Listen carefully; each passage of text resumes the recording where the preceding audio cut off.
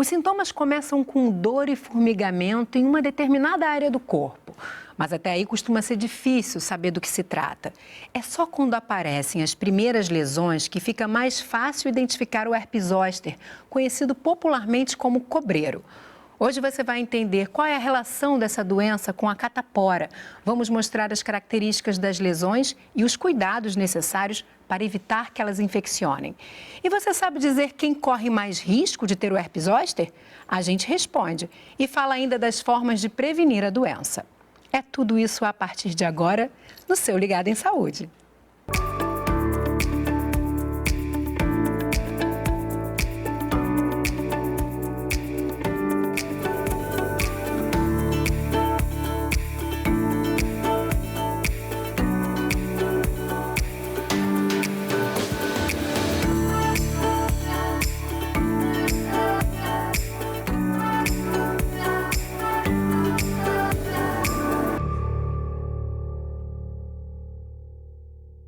Para conversar sobre o herpes zoster, convidamos o médico dermatologista Egon Daxbacher, que é diretor da Sociedade Brasileira de Dermatologia e trabalha no Instituto Estadual de Diabetes e Endocrinologia.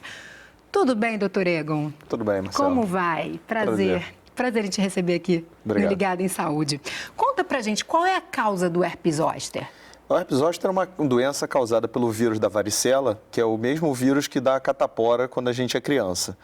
E aí ele se torna futuramente um problema em algumas pessoas. Mas ele fica então escondido, fica ali inativado no nosso organismo e depois ele retorna, é isso? A gente costuma combatê-lo muito bem, né? Nós nos curamos da catapora, mas ele fica dormente, né? Ele fica adormecido dentro do nervo. E aí, por alguma razão da mudança da nossa imunidade, quando mais velhos, ele acaba reativando naquele local, naquele espaço da pele e que o nervo dele estava acometido. Então, todos que já tiveram catapora, teoricamente, podem vir a desenvolver o herpes zoster? Apesar de ser uma minoria, ser um percentual pequeno, sim. Todos eles que foram infectados pelo vírus podem reativar em algum momento da sua vida. E, doutor, esse nome causa um pouco de confusão, né? Herpes zoster, tem o herpes que aparece no lábio, no genital.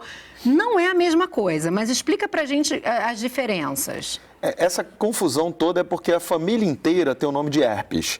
Então tem uma família de vírus e eles todos fazem parte dessa família chamada herpes.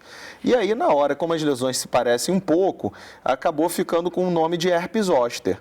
Causa confundimento com o herpes que a gente conhece naturalmente, aquele que dá no lábio.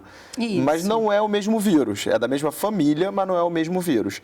Então o vírus varicela zoster vem sendo chamado de herpes zoster, mas não é o mesmo do herpes labial, por exemplo. Perfeito. E você falou que algumas pessoas, então, vão acabar desenvolvendo um percentual pequeno, mas quem tem mais chance de desenvolver esse problema? Em que momento da vida? Em que condição? Olha, normalmente é acima dos 50 anos de idade e a gente tem um percentual um pouquinho maior acima de 60, 70, 80 anos de idade. Então, com a população vivendo mais, né, e a mortalidade diminuindo, principalmente para essas pessoas com mais idade, a gente acaba tendo mais zoster surgindo nessas pessoas à medida que elas vão vivendo mais. É isso que a gente tem observado. Naturalmente, um aumento dos diagnósticos dessa doença também, né? Com certeza. Mas a gente está aqui falando do herpes zoster, ainda não viu essa lesão. Vamos dar uma olhadinha para que as pessoas se liguem, fiquem atentas ao aspecto dessa lesão? Vamos ver como é que é. Olha lá, são bolinhas, né? A gente vê ali na imagem maior uma lesão maior nas costas e aqui os detalhes com essas variações. Pode ter uma variação de cor, imagino que dependendo da cor da pele da pessoa, né? Mas ela parece umas bolhas mesmo, muito parecido, inclusive, com as bolhas que aparecem no herpes comum, labial, né? Uma característica dessa família, né, principalmente do herpes do lábio, por exemplo, é que as vesículas, né, as bolinhas de água, elas são todas agrupadinhas. E a gente consegue ver na foto essa simulação, parecido com o próprio herpes do lábio. Então, essa conjuntura de bolinhas de água muito juntas é que faz a lembrança do herpes. Tá. Então, como é também da mesma família, a gente também observa isso, mas numa extensão muito maior, que pega, na verdade, todo aquele território da pele que está inervado pelo nervo em que o vírus ficou escondido. Ele segue o caminho do nervo, é isso? Ele segue o caminho da pele inervada por aquele nervo. Então, e a gente vê ali, perdão te interromper, mas é porque a gente vê que ela está, por exemplo, ali de um lado das costas. Isso também é uma característica, queria que você explicasse para a gente. É uma característica fundamental. Como o nervo ele é delimitado até onde ele vai, né, que pedaço da pele que ele responde, né, também há um limite de onde as lesões devem parar. Então, por exemplo, nas costas, a lesão pode vir das costas até a frente do tórax, mas ela não vai passar, por exemplo, da linha mediana, da linha média da gente. Nunca passa, né? Não passa. Normalmente não é isso que se espera. Assim como também não passa da linha, vamos dizer assim, da coluna na parte das costas. Ela também não passa para o outro lado. Ela tem esse limite que corresponde ao nervo onde o vírus ficou adormecido. E essa lesão, ela coça, ela queima, ela arde? Qual é a sensação? Não ainda a sensação antes da lesão, que a gente vai falar daqui a pouco, mas quando já está nesse estado, com essas bolinhas, qual é a sensação que a gente tem? Isso vai variar da intensidade do problema, né? Se aquele problema está muito intenso ou se está leve. Se está leve, pode passar como uma simples coceira. Parece uma pinicação, parece que tem assim uma coisinha andando na pele, umas agulhadinhas, né? Isso seria uma forma muito branda, que não é o comum. As formas mais comuns são as de média intensidade a grave intensidade, onde a gente tem a formação de muitas lesões e uma extrema sensação de incômodo, dor, uma sensação de que a pessoa está com a pele queimando naquela região. Muito sensível, muito né? Muito sensível, exatamente. E, na verdade, tem muita dor. A dor é que chama atenção nesses casos. Porque está ligado ao nervo ali, né? Então, é tudo responsável pelo nervo. Não é bem as lesões de pele que são responsáveis, mas sim o fato de a doença estar ligada com o nervo daquela região. E esse nome cobreiro, a explicação é pelo aspecto da lesão? É pelo aspecto da lesão. Aí ganhou esse nome popular, né? E que também foi aplicado a outras doenças que têm também o mesmo arranjo. Então, às vezes... Não é exclusivo do herpes zoster. Não é exclusivo. Às vezes as pessoas falam cobreiro e é uma micose, por exemplo, né? Então, no imaginário popular, aquele desenho que pode ocorrer em diversas doenças, vai ganhar esse nome para quase tudo. Vamos dar uma olhadinha, que a gente tem uma outra cartela com destaque de informações que fala da sensação antes até de aparecerem as lesões. Isso é importante, porque pode ser um sinal de que você tem que buscar um profissional de saúde, um serviço de saúde. Depois o doutor vai explicar por que é tão importante esse diagnóstico precoce, bem antes aí dessas lesões se espalharem. Vamos dar uma olhadinha. Olha lá, os primeiros sinais, então, do herpes zoster, gente, são a dor na área, né, onde vão aparecer as lesões, e também onde esses nervos foram afetados, né? Um formigamento, uma sensação de coceira e até febre. Essa sensação de coceira, ela tem uma característica específica aí. Qual é? Essa pinicação, né? Que essa você já tinha sensação de parecendo que tem algo andando, umas agulhadinhas. O paciente ele sinaliza como uma coceira, mas muitas vezes não é bem isso que ele está sentindo. É uma sensação do próprio nervo. É como se o nervo tivesse inflamado naquela região. Mas ele não consegue caracterizar muito bem o que ele está sentindo. Ele chama de coceira, chama de formigamento. E essa febre é comum? Olha, às vezes no primeiros dias, assim, no primeiro dia, né? Quando, vamos dizer assim, eclode, quando aquilo surge abruptamente, surge de uma hora para outra, às vezes pode ter febre. Mas é muito rápido, não é um quadro febril extenso, arrastado, não. Perfeito. Agora a gente vai trocar, vamos tirar essa cartela com informação, porque vamos chamar aqui a pergunta de um espectador que tem dúvidas sobre esse assunto. Vamos dar uma olhadinha. Eu gostaria de saber se tem alguma vacina sendo estudada para o vírus da herpes. Diga lá. Então, aí a gente vai dividir... Do herpes zoster, né? Isso, que é o assunto hoje. Lembrando do que a gente explicou da diferença do herpes zoster para o outro tipo de herpes. Para você ver como acontece essa confusão, né? Isso. Então, a vacina para o zoster, ela existe, né? É uma vacina que está indicada acima de 50 anos de idade. Ela não está disponível no SUS, mas ela tem na rede privada.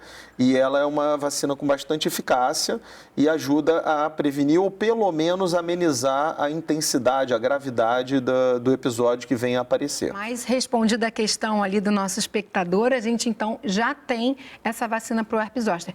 Temos mais uma pergunta para ser respondida aqui pelo doutor Egon. Vamos dar uma olhada. Oi, boa tarde. Meu nome é Júlia e a minha dúvida é sobre quais locais do corpo que aparecem as doenças herpes zoster. Em tese pode aparecer em qualquer lugar, né, onde o vírus conseguiu ficar escondido no nervo e que a defesa não foi suficientemente capaz de impedir o reaparecimento. Mas a gente tem alguns lugares mais comuns, que seria, na verdade, por uma questão de frequência, que está relacionada à parte mais superior, face, tronco, membros superiores. Não é tão comum assim nos membros inferiores, nas pernas, né? Mas a gente vê muito no tórax, a gente vê muito nas costas e vê muito também na parte anterior do nosso corpo também. E tem alguns lugares em que essas lesões podem ser mais graves. E é sobre isso que a gente fala no próximo bloco. A gente vai falar também sobre tratamento e prevenção. Não sai daí que o Ligado em Saúde volta já.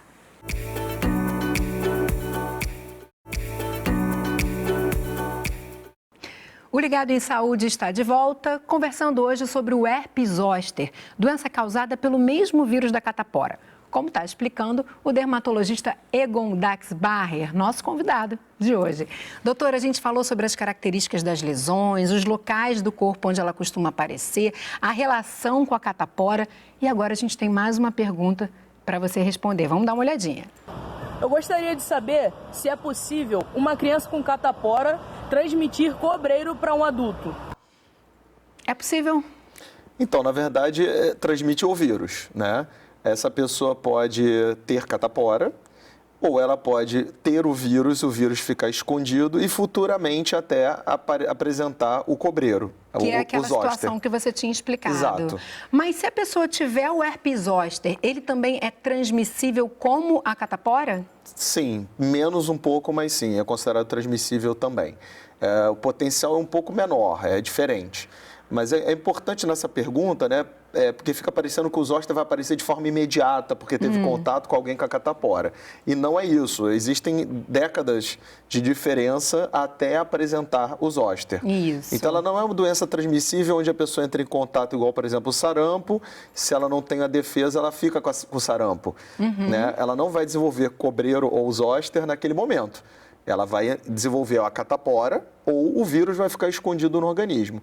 E aí, futuramente, se a imunidade dela tiver algum problema, vai ressurgir na região do nervo onde ficou dormente. E é importante a gente ressaltar aqui que, por mais que o vírus seja o mesmo, as vacinas são completamente diferentes, né? Porque você falou no bloco anterior da vacina disponível para o herpes zoster, mas temos também a vacina para a catapora, que está no SUS, disponível gratuitamente na rede pública de saúde.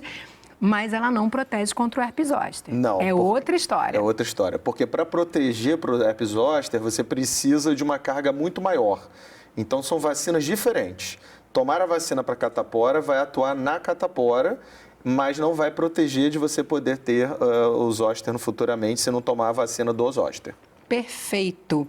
A gente terminou o bloco anterior falando das regiões do corpo onde pode aparecer e eu cheguei a citar que existem lugares que, se essas lesões aparecerem, pode ser grave, né?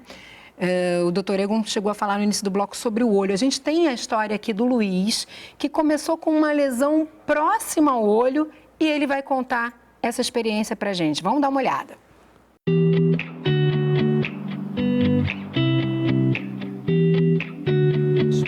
Então, eu fui à praia, voltando da praia eu estava com uma leve dor de cabeça e uma coceirinha no olho. Ainda me perguntei, não, isso pode ser conjuntivite, mas o olho não estava vermelho. No domingo à noite eu não aguentei e fui no médico, por causa da dor de cabeça. E na troca de plantão, quando o exame ficou pronto, a plantonista que me atendeu por último, ela teve uma sacação melhor e disse, isso é herpes zoster, já vou te dar uma dose cavalar de um medicamento, que eu também achei, fiquei assustado e tal. E ela disse, não, você tem que tomar isso porque é herpes zoster. Na verdade é um herpes diferente. Perguntei se tinha alguma sequela, se isso poderia dar algum problema. Ela disse sim, que se eu não tratasse poderia atingir os olhos. E isso me deixou muito assustado. Muito preocupado de realmente atingir o nervo óptico. O tratamento foi a nível de dor. Eu tomei remédio para dor neuropática durante um bom tempo, aliás. E também fui no oftalmo e ele controlou com colírios para que justamente não se alastrasse nos olhos.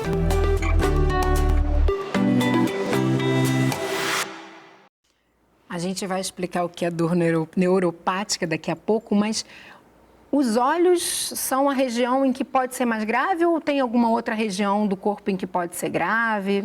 Não, normalmente a preocupação maior é com os olhos. E uma coisa importante é tentar passar para a população que não é só uma questão de estar próximo do olho, mas também tem nervos que estão direcionados para aquela região.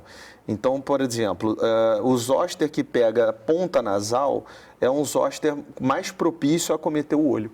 E não está próximo do olho necessariamente. Mas ele compartilha algum nervo, uma inervação. Isso, é isso que torna perigoso. Então, no rosto, de uma forma geral, deve ser perigoso. Rosto, cabeça, né? Sim, mas especialmente algumas áreas, como o nariz e a proximidade, obviamente, de alguns nervos próximos aos olhos.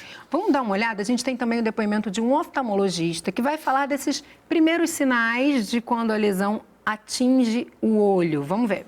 Você sabe que que o herpes zoster atingiu seus olhos quando os seus olhos ficaram vermelhos, doloridos. Você tem sensibilidade à luz nos olhos, sua visão está um pouco embaçada. O herpes pode afetar uma conjuntivite, uma ceratite, acometendo a córnea. E no herpes, ao ser acometida, esse acometimento que causa a sensação de sensibilidade à luz. Há muito acúmulo de líquido, ela fica inchada e, consequentemente, a visão fica embaçada. Além disso, o herpes muito comumente afeta essa região colorida do olho, que é o colorido do olho, chamado a íris. A íris, ao ser acometida, dá muita inflamação ocular e dor, né? E ela é responsável por muita dor que você sente nos olhos. Esse fenômeno é chamado de uveíte. O herpes pode acometer também a porção mais clarinha dos olhos, essa área aqui, que é a esclera, e de uma forma mais perigosa, a parte mais atrás nos olhos, que é a retina, então chamado de retinite. Quando acomete a porção anterior, dá muito desconforto, pode dar alguma redução visual, mas em geral o prognóstico é bom quando tratado a tempo. Quando atinge a porção posterior no olho, se por acaso isso acontecer, como eu falei, é raro, é grave. A pessoa tem risco de perder a visão. O herpes, em geral, você trata no momento inicial com colírios. São colírios de antivirais, são colírios para impedir aumento forte da pressão ocular, são colírios às vezes que dilatam a pupila e são colírios também que diminuem a inflamação à base de corticoides.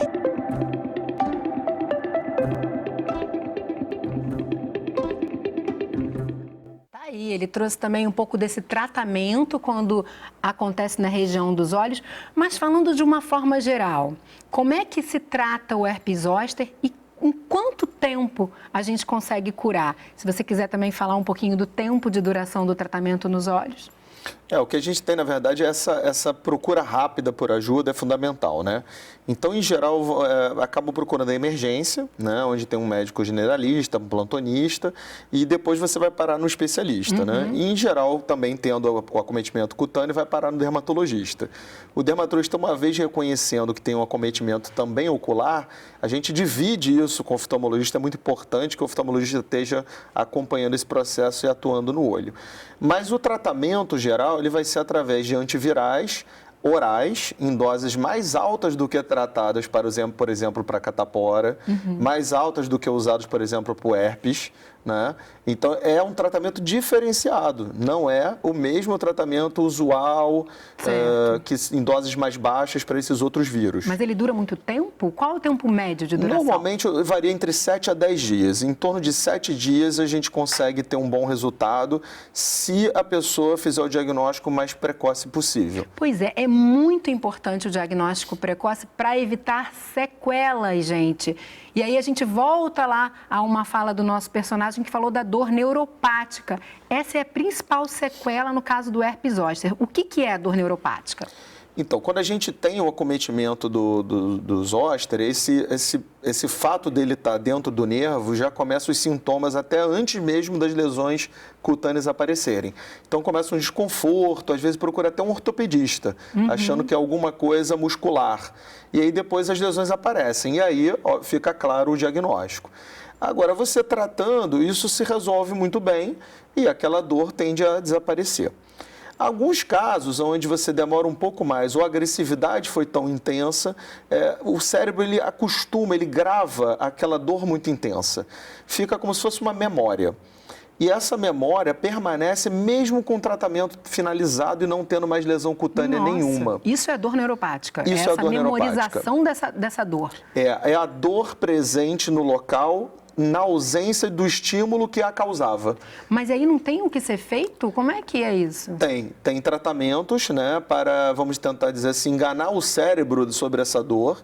Então, são medicamentos bastante fortes até, classificados até como anticonvulsivantes, mas que fazem com que o cérebro ele consiga não entender isto como uma dor presente, e sim sendo uma dor passada realmente. E é para o resto da vida esse tratamento? Dependendo do caso, sim. Alguns pacientes eles conseguem tratar por 3 meses, alguns vão diminuindo a dose dos medicamentos e acabam até não precisando mais em algum momento, mas existem casos que tomam para o resto da vida de alguma maneira, mesmo que uma dose muito baixa. Mas imagino que isso seja também uma pequena parte dos casos de herpes zoster, né? Não é, ou é muito frequente? É bastante frequente. Caramba! Infelizmente, bastante frequente. E esse tratamento ele está disponível no SUS, né?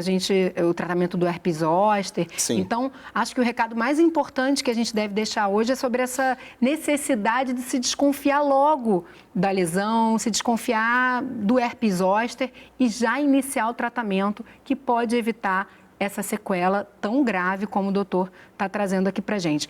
Falando agora um pouquinho de prevenção, a gente falou de vacina, mas a lesão também é transmissível, né? Que você falou em menor grau. Sim. Mas no caso, eu estou com uma pessoa com a lesão do herpes zoster em casa, que cuidados eu devo tomar? Bom, tem um grupo de risco maior, que é o grupo, por exemplo, de pessoas com HIV em quimioterapia, grávidas, por exemplo, porque o vírus ele pode causar problema no feto. Então, mesmo o risco não sendo tão alto, né, mas existindo, a gente não pode sofrer nenhum tipo de chance disso acontecer. Não pode correr o risco. A gente isola o contato físico, né, com as lesões nessas pessoas com grupos maiores de risco, né?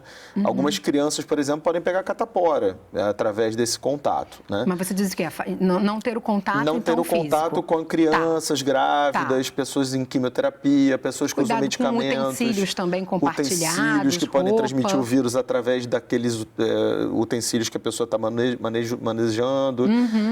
Mas não é um isolamento tão criterioso. Porque não é tão fácil a transmissão, Não. mas ela é possível.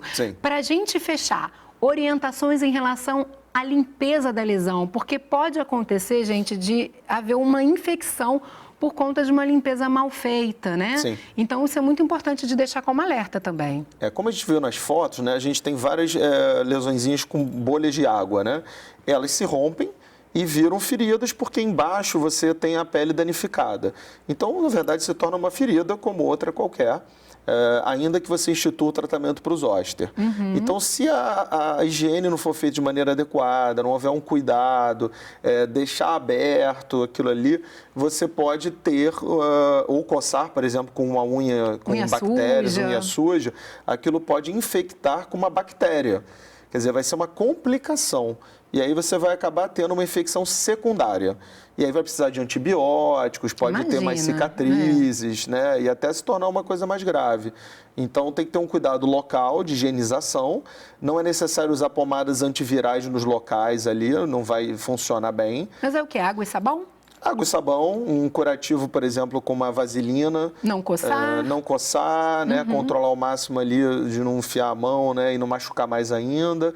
E normalmente, rapidamente se resolve, porque com o remédio na dose correta, aquilo seca muito rapidamente, se torna crostas e aí a ferida não fica tão exposta.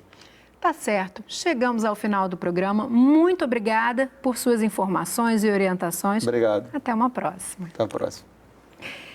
E o Ligado em Saúde de hoje fica por aqui. Se você só chegou agora, corre lá no site. Dá para rever este programa e todos os outros que nós já fizemos.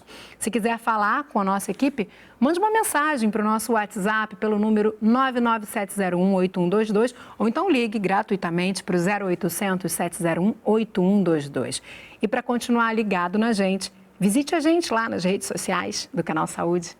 Eu te encontro no próximo programa. Tchau, tchau.